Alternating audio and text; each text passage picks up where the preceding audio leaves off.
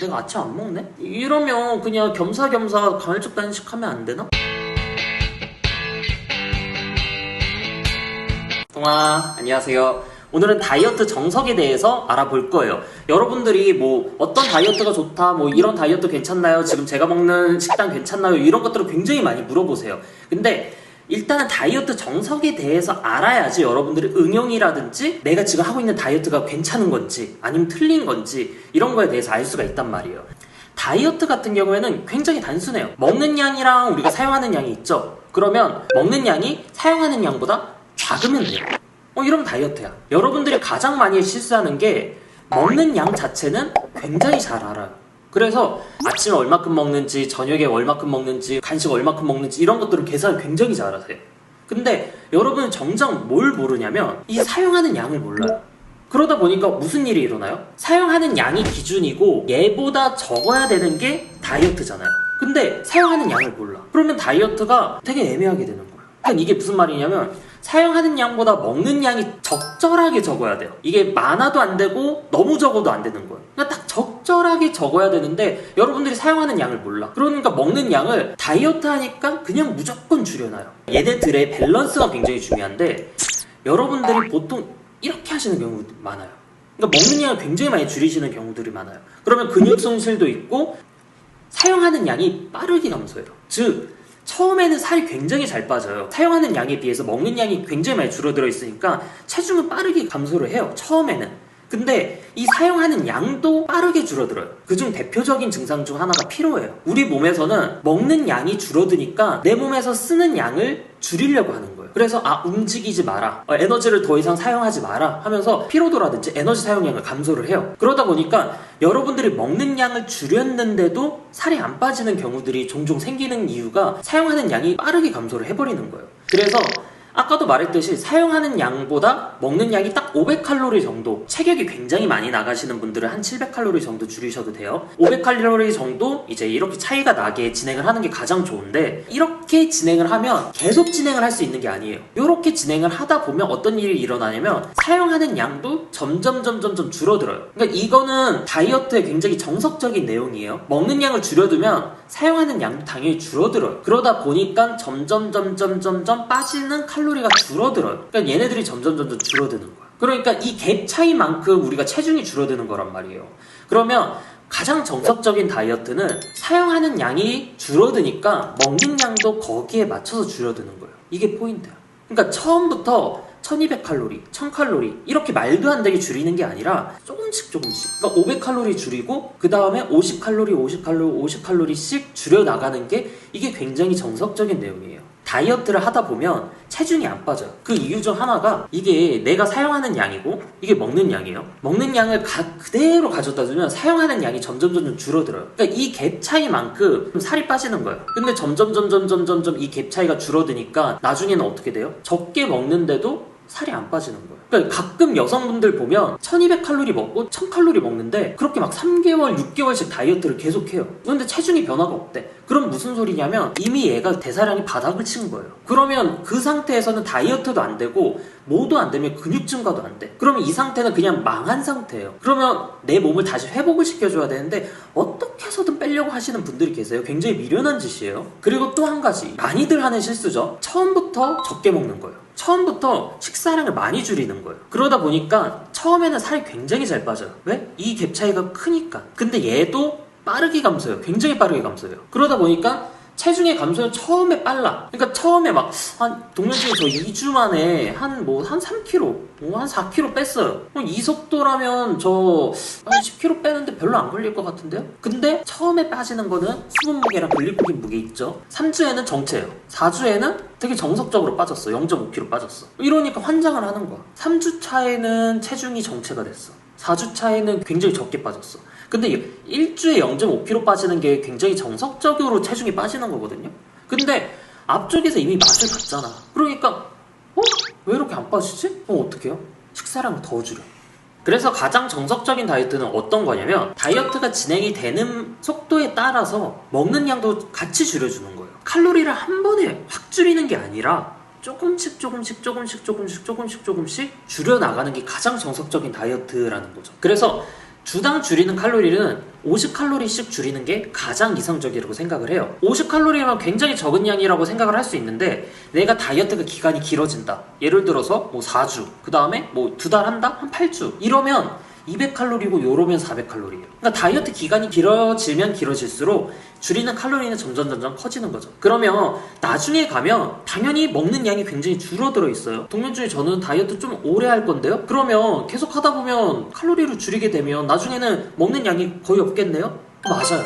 그래서 다이어트 자체를 계속 길게 오랫동안 하는 거는 당연히 좋지가 않아요. 왜냐면 먹는 양 자체가 굉장히 줄어들어 있거든요. 그러면 내가 섭취해야 되는 영양소는 꼭 섭취해야 되는 애들은 있죠. 단백질이라든지 탄수화물이라든지 그런 애들은 있는데 계속 칼로리가 줄어든다. 그럼 다이어트를 중간에 중단을 해야 되는 거예요. 이렇게 먹는 양이 줄어들기 전에 중간중간에 치팅데이를 가져주면 내 몸이 조금씩은 다시 회복을 해요. 물론 확 회복하는 건 아닌데 내가 다이어트를 좀 더 길게 하기 위한 2보 전진을 위한 1보 후퇴 한 요 정도로는 내가 이제 치팅데이를 활용하면서 진행할 수가 있는 거죠. 그래서 여러분들이 또 묻는 게 있죠. 그러면 어떻게 먹어야 돼요? 물론 이거는 당연히 사람마다 당연히 다르죠. 왜냐면 사용하는 양에 따라서 먹는 양이 결정이 되기 때문에 총 칼로리는 정해져 있다라는 거예요. 그러면 이 먹는 양을 어떻게 구성할 것인가?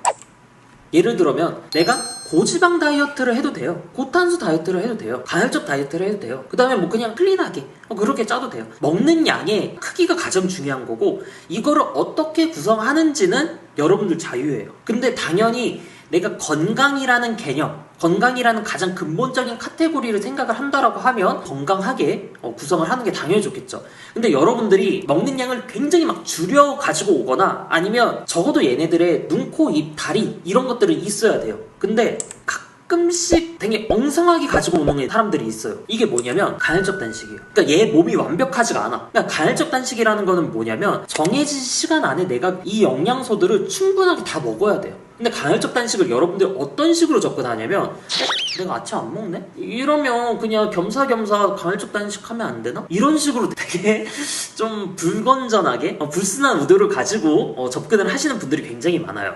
근데 간헐적 단식은 어떻게 보면 요거는 그냥 하나의 식사 패턴이에요. 그래서 얘가 다이어트에 도움이 되느냐? 사실 어느 정도는 도움이 돼요. 근데 막 드라마틱하게 막 도움이 된다든지 사실 그런 것보다 얘는 건강 자체에 도움이 되는 식단 중 하나지 다이어트적으로 접근을 하면 애매할 수가 있어요. 그래서 간헐적 단식은 얘 정도는 어느 정도는 괜찮은데 여러분들이 크기라든지 규모라든지 그런 것들을 잘 잡는다라고 하면 간헐적 단식도 나쁘지는 않아요. 근데 정말 이상한 다이어트를 가지고 오시는 분들이 있어요. 어려운 다이어트 중 하나가 케톤 다이어트예요. 그러니까 얘 같은 경우는 진짜 머리 하나로 몸을 다 채워야 돼. 그림을 다 그려야 돼요. 내가 케톤 다이어트를 왜 어렵냐고 생각을 하냐면 우리나라는 기본적으로 밥식 문화예요. 쌀이 굉장히 싸. 고기가 그리고 굉장히 비싸요. 그럼 케톤 다이어트를 하려면 우리가 육식 생활을 해야 돼요. 밥 자체를 안 먹어야 된단 말이에요. 케톤 다이어트가 불가능하진 않은데 얘는 굉장히 어려운 다이어트예요. 식사 난이도가 너무나도 높은 다이어트란 말이에요. 일반적으로 제가 불가능하다라고 얘기를 해요. 사회생활을 내가 단절하지 않는 이상은. 왜냐면 나름 다른 사람들이랑 같이 밥을 먹어야 되고 내가 밖에 나가서도 밥을 먹어야 되고 그래야 되는데 케톤 다이어트는 그게 불가능하니까. 그래서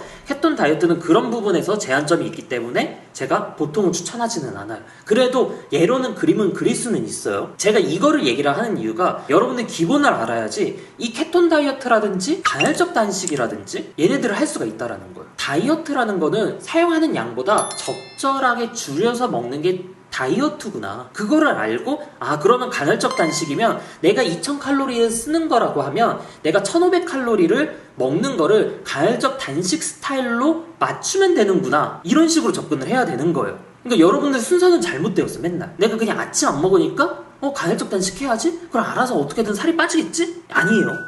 이것도 아니야. 그리고 이것도 마찬가지예요. 케톤 다이어트도 마찬가지야. 고기만 먹어서 하는 다이어트라고? 그러면 고기만 먹으면 다이어트가 되겠지? 그게 아니라 내가 2000칼로리 쓰면 1500칼로리를 이제 육류로, 그러니까 지방이랑 단백질로만 구성을 해서 먹는 게 케톤 다이어트지 그냥 단백질과 지방만 먹으면 다이어트가 되는구나. 이게 아니라는 거예요. 그러니까 다이어트 정석을 알아야지 여러분들이 응용을 가능하다라는 거예요. 그래서 제가 다이어트 정석을 얘기를 하는 이유가 그거고, 요거는 한 3-4년 전에 잠깐 나왔었던 거예요. 말도 안 되는 거였는데 프루테리언이었어. 요거는 과일만 먹어서 뭐 다이어트를 한다는 건데 그냥 솔직히 말해서 금식에 가까워요. 이거 말이 안 돼요. 그래서 여러분들이 가장 중요한 거는 내가 얼마큼 쓰는지를 먼저 계산을 하고 그 다음에 먹는 양을 맞춰서 다이어트를 진행을 하는 게 가장 좋아요. 그리고 마지막으로 여러분들이 다이어트를 진행을 하다 보면 당연히 먹는 양이랑 사용하는 양이 줄어들어요. 다이어트가 끝나고 나면 얘들이 굉장히 줄어들어 있어요. 근데 여러분들이 가장 많이 하는 실수가 뭐냐면